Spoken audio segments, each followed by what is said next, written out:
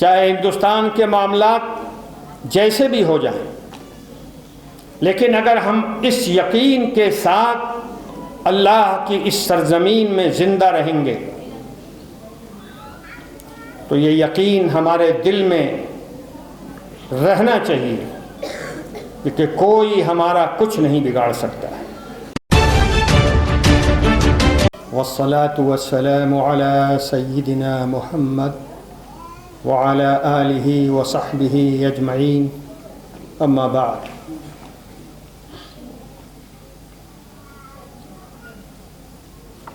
اللہ کا بڑا فضل ہے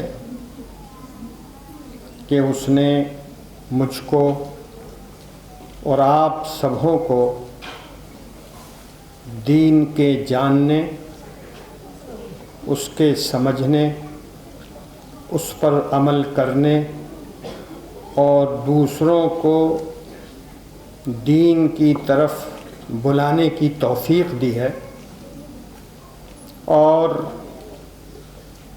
آپ سب میں یہ جذبہ ہے کہ دین پر عمل کریں اور دین پر عمل کرائیں۔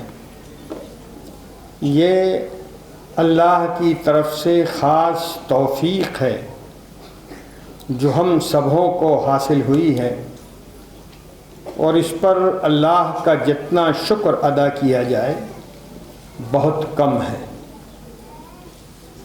یہاں جو باتیں ہو رہی ہیں، جو تقریریں ہو رہی ہیں، صحیح معنوں میں وہ تعلیمی ہیں، تربیتی ہیں، اور اس لیے یہ باتیں ہو رہی ہیں کہ ہماری بہنیں، ہماری بچیاں ان باتوں کو جانیں، سمجھیں، برتیں، برتوائیں۔ ہم اور آپ جس سماج میں رہتے ہیں اس میں جو اونچ نیچ آتی رہتی ہے، جو معاملات، مسائل سامنے رہتے ہیں اور آتے ہیں، نہ اس سے مرد الگ ہو سکتا ہے اور نہ عورتیں الگ ہو سکتی ہیں۔ ابھی جس معاملے سے ہمارا آپ کا واسطہ ہے وہ معاملہ بابری مسجد کے فیصلے سے متعلق ہے، جس سے میرا ذہن بھی متاثر ہے اور جس سے آپ کا بھی ذہن متاثر ہے۔ اور خاص طریقے پر بابری مسجد کے فیصلے کے بعد جو لوگوں کے بیانات اخبارات میں آ رہے ہیں، اس کا بھی اثر پڑتا ہے دلوں پر، دماغ پر، اور ایک سوچ یہ ابھاری جا رہی ہے، اور اس سوچ میں سرکار والا تبار کی مہربانی شامل ہے کہ ریویژن میں مسلم پرسنل لا بورڈ کا جانا خطرے سے خالی نہیں ہے، بڑے نقصانات ہوں گے، ہو سکتا ہے خون کی ندیاں بہہ جائیں۔ میں خلاصہ آپ سے کہہ رہا ہوں، یہ باتیں بہت سے لوگ اپنے ڈرائنگ روم میں بیٹھ کے کر رہے ہیں، جن کو زندگی کے تلخ حالات سے واسطہ پڑتا ہے، وہ تو اس فیصلے میں شریک ہیں ذہنی طور پر اور مطمئن ہیں، لیکن کچھ لوگ جو پوری دنیا کو اپنے ڈرائنگ روم میں دیکھا کرتے ہیں اور وہاں سے کچھ کہتے یا لکھتے ہیں، انہیں ساری دشواری محسوس ہو رہی ہے۔ میں بہت وضاحت کے ساتھ ایک بات کہوں کہ مسجد کی حفاظت ہماری ایمانی ذمہ داری ہے۔ یہ کوئی موچ کی لڑائی، ناک کی لڑائی نہیں تھی، بلکہ مسلم پرسنل لا بورڈ مسجد کی حفاظت کی ذمہ داری جو ہماری شریعت نے ہمارے حوالے کیا ہے، اس ذمہ داری کو انجام دینے کے لیے بورڈ نے اتنی ساری کوششیں کی اور اتنی مستعدی کے ساتھ سپریم کورٹ میں اس نے معاملے کو رکھا کہ خود سپریم کورٹ نے اپنے ججمنٹ میں جو باتیں لکھی ہیں اس میں تذکرہ ہے مسلم پرسنل لا بورڈ کے وکیلوں کی کہی ہوئی باتوں کا۔ مسجد مندر کو توڑ کر نہیں بنائی گئی، سپریم کورٹ نے لکھا۔ مسجد 1857 سے لے کر کے 1949 تک اس میں نماز ہوتی رہی، سپریم کورٹ نے لکھا۔ سپریم کورٹ نے یہ بھی لکھا 1989 سے پہلے کسی نے یہ دعویٰ نہیں کیا کہ مسجد کی گنبد کے نیچے رام جی پیدا ہوئے تھے، اور اسی طرح کی کئی چیزیں سپریم کورٹ نے کہیں، جس سے یہ محسوس ہو رہا تھا جب ججمنٹ سنایا جا رہا تھا کہ بابری مسجد کا فیصلہ مسجد کے حق میں آئے گا، لیکن فیصلے کے آخری حصے میں سپریم کورٹ نے ہندوستان کے آئین کی دفعہ 142 کا استعمال کرتے ہوئے ایسا فیصلہ دیا جس سے عدالتی روایت اور بھارت کا آئین شرمندہ ہے۔ قانون داں حضرات اس میں نقطے نکالتے رہے کہ 142 دفعہ جو آئین میں ہے اس کی بنیاد پر جج کوئی بھی فیصلہ کر سکتا ہے۔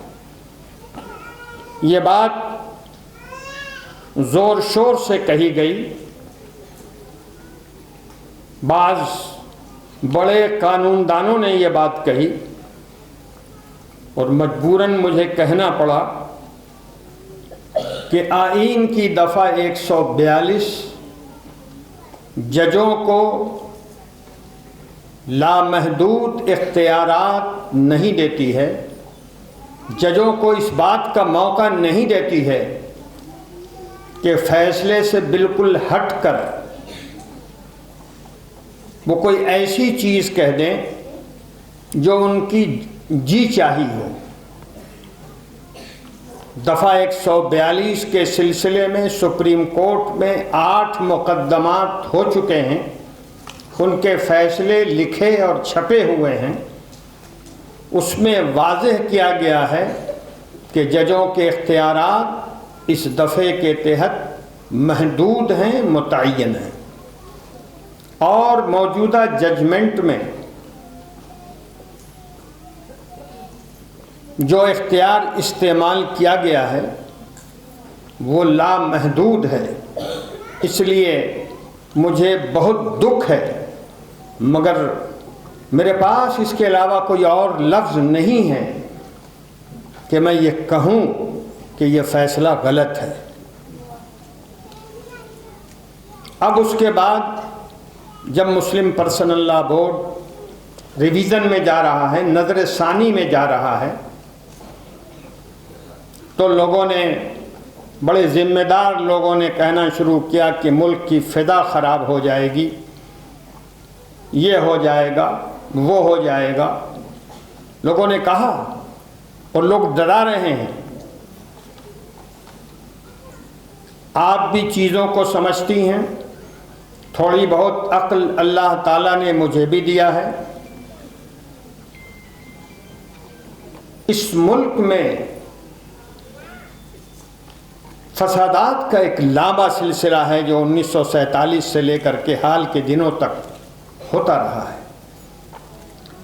ان فسادات کے اندر نہ بابری مسجد سبب تھی سوائے ایک موقع کے، اور نہ کوئی اور مسجد سبب تھی۔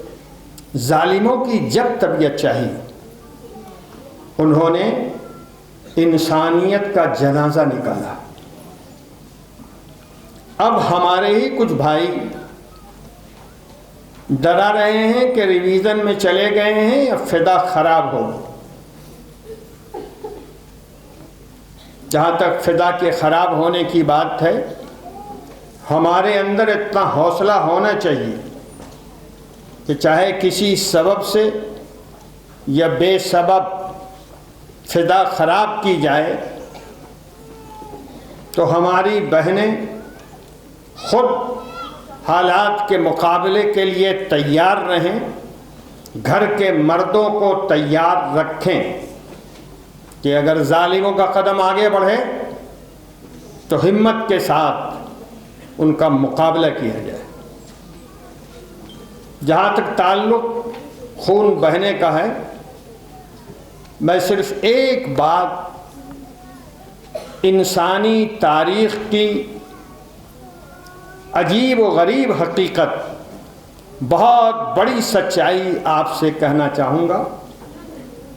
ایک زمانہ تھا جب منگولوں نے بغداد پہ حملہ کیا۔ بغداد کے کنارے کنارے دریائے دجلہ کا بہاؤ ہے، ایسا زبردست حملہ ہوا اور اتنے لوگ شہید کیے گئے یا مارے گئے، جس کے نتیجے میں دریائے دجلہ کا پانی لال ہو گیا اور کئی دنوں تک دریا کا پانی لال رہا۔ یہ تاریخ کا ایک سچا واقعہ ہے۔ لیکن کیا اس کے بعد بغداد سے یا عراق سے مسلمان ختم ہو گئے؟ سچائی یہ ہے کہ جو لوگ مسلمانوں کو مارنے والے تھے، تیسری پشت کے اندر وہ خود مسلمان ہو گئے اور معاملہ پلٹ گیا۔ کیوں پلٹا؟ یہی وہ پوائنٹ ہے جس کی طرف میں آپ کو متوجہ کرنا چاہتا ہوں۔ یہ معاملہ پلٹا اللہ کے نیک بندوں کے عمل کی وجہ سے، ان کے طریقے کی وجہ سے، ان کے اخلاق کی وجہ سے، ان کے کردار کی وجہ سے، اور اللہ کے ایک غیر معمولی بندے جو بہت زیادہ اللہ اللہ کیا کرتے تھے، ان کی دعاؤں اور توجہات کے نتیجے میں حالات بدلے۔ مسلمانوں کا کردار تھا مضبوط، اخلاق تھا عمدہ، اور جب یہ منگول بغداد میں رہنے لگے اور بچے کھچے مسلمانوں کو انہوں نے دیکھا، پرکھا، سمجھا، برتا، تو انہیں محسوس ہوا کہ یہ قوم اور اس قوم کے افراد ختم کرنے کے لائق نہیں ہیں، بلکہ اس قوم کے افراد تو پوجنے کے لائق ہیں، ان کا احترام ہونا چاہیے۔ اور پھر آہستہ آہستہ جب انہوں نے اسلام کو سمجھا، اللہ کے بندوں نے اپنے عمل سے اسلام کو سمجھایا، تو قتل کرنے والے، ظلم کرنے والے ایمان لے آئے۔ بنیادی چیز دین پر جمے رہنا ہے اور مضبوطی کے ساتھ جمے رہنا ہے۔ اگر ہم اور آپ دین پر مضبوطی سے جمے رہیں گے، دین کو سمجھتے رہیں گے، برتتے رہیں گے، دین کو سمجھاتے رہیں گے اور برتواتے رہیں گے، تو یقین مانیے دنیا کی کوئی طاقت آپ کو نقصان نہیں پہنچا سکتی ہے۔ یہ یقین ناممکن کو ممکن کیا کرتا ہے۔ اللہ پر یقین، اللہ کے کلام پر یقین، اللہ کے رسول پر یقین، ان کی باتوں پر یقین۔ اور یقین کا مطلب کیا؟ یقین کا مطلب یہ ہے کہ اگر ہمیں پورا یقین ہے تو ہم اس پر عمل کریں گے، ہم اس پر عمل کریں گے۔ یہی مطلب ہے یقین کا، وہ یقین جو لفظوں سے ظاہر ہو، وہ یقین جو زبانوں سے نکلا کرے اور عمل سے نہ جھلکے، عمل سے سامنے نہیں آئے، وہ یقین معاف کیجئے سچا نہیں، جھوٹا ہے۔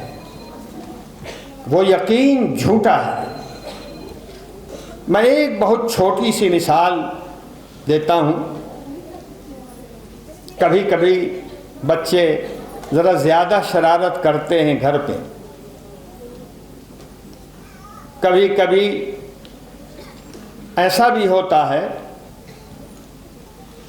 کہ چولہے پر رکھے ہوئے توے کو چھونے کی کوشش کرتے ہیں۔ ایک دفعہ ان کا ہاتھ اگر گرم توے پہ پڑ جاتا ہے تو پھر وہ کبھی توے کو ہاتھ نہیں لگایا کرتے ہیں۔ وجہ یہ ہے کہ وہ یقین جو اس کے دل میں، بچے کے دل میں پیدا ہونا چاہیے، گرم چیز کے چھونے کا نقصان، وہ اس کے دل میں بیٹھ گیا، وہ اس کے عقیدے کا حصہ ہو گیا۔ نتیجہ یہ ہوتا ہے کہ وہ بچہ کبھی بھی گرم توے کو چھونے کی کوشش نہیں کرتا ہے۔ سوال یہ ہے کہ اللہ کے پاک رسول، سچے رسول، جن کی صداقت پر مومنوں کو بھی یقین تھا اور کافروں کو بھی، انہوں نے بہت وضاحت کے ساتھ ہمیں اور آپ کو بتا دیا کہ اگر ہم دین پر عمل نہیں کریں گے تو یہ عذاب ہوگا۔ اب اگر آگ کی گرمی، جس کی خبر ہمارے آقا صلی اللہ علیہ وسلم نے دی ہے، اس گرمی کو ہم محسوس نہ کریں، اس آگ سے بچنے کی کوشش نہ کریں، تو بھلا بتائیے کیا ہمارا یقین اس بچے کے یقین کے مقابلے میں کھڑا رہے گا؟ کیا ہمارا یقین ہمیں برائیوں سے روکے گا؟ پہچان یہی ہے، لفاظی پہچان نہیں ہے، یہ ذہن میں رکھیے۔ پہچان یہی ہے کہ ہمارا یقین، ہمارا ایمان ہمیں پابند کرے، برائی نہ کریں، بھلائی کریں، زندگی میں اخلاق اچھے کر لیں، کردار مستحکم بنا لیں، اللہ اور اللہ کے رسول کی باتوں کو سنیں، سمجھیں، برتیں، برتوائیں، تو کام چلے گا اور یہ محسوس ہوگا کہ ہمارا یقین سچا ہے اور پکا ہے۔ چاہے ہندوستان کے معاملات جیسے بھی ہو جائیں، لیکن اگر ہم اس یقین کے ساتھ اللہ کی اس سرزمین میں زندہ رہیں گے تو یہ یقین ہمارے دل میں رہنا چاہیے کہ کوئی ہمارا کچھ نہیں بگاڑ سکتا ہے۔ تاریخ میں بہت سارے واقعات ہیں، کو حوصلہ ملتا ہے کہ ہم مشکل حالات میں، برے حالات میں ایمان کی دولت کے ساتھ زندہ رہیں۔ ایک بات اور سمجھ لیجئے، یہ دین سمجھنے کا بھی ہے، سمجھانے کا بھی